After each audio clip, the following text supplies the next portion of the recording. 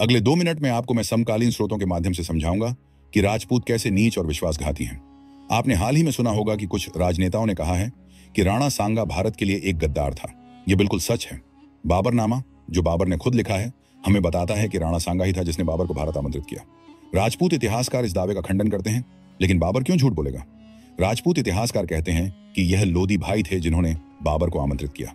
अगर केवल लोदी भाई ही थे जिन्होंने बाबर को आमंत्रित किया, तो बाबर ने यह क्यों लिखा कि उसे राणा सांगा ने आमंत्रित किया? और सिर्फ राणा सांगा क्यों? किसी अन्य व्यक्ति का नाम क्यों नहीं? बाबर झूठ क्यों बोलेगा? तारीख ए शाही भी एक और समकालीन स्रोत है जो बाबरनामा की पुष्टि करता है, जिसमें स्पष्ट रूप से कहा गया है कि राणा सांगा ने खुद को बाबर का गुलाम कहा करता था। केवल इतना ही नहीं, बल्कि मलदेव राठौड़ बंजारा ने भी बाबर के पुत्र हुमायूं को उत्तर भारत पर हमला करने के लिए आमंत्रित किया और वह राजपूतों की एक सेना भेजने के लिए तैयार था।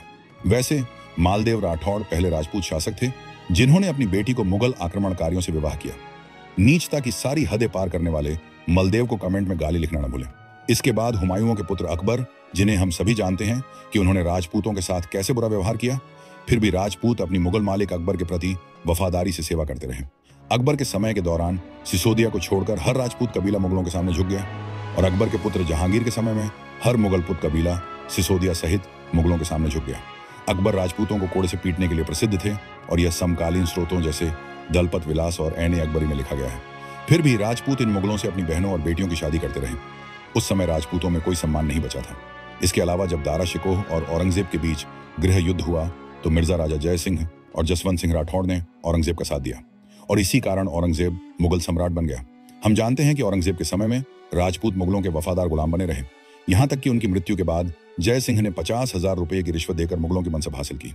उदयपुर के महाराणा संग्राम सिंह द्वितीय मुगल सम्राट से मराठों के खिलाफ मदद मांगने के लिए भीख मांगते थे और उस समय मुगल सम्राट महाराणा उदयपुर पर हंसते थे।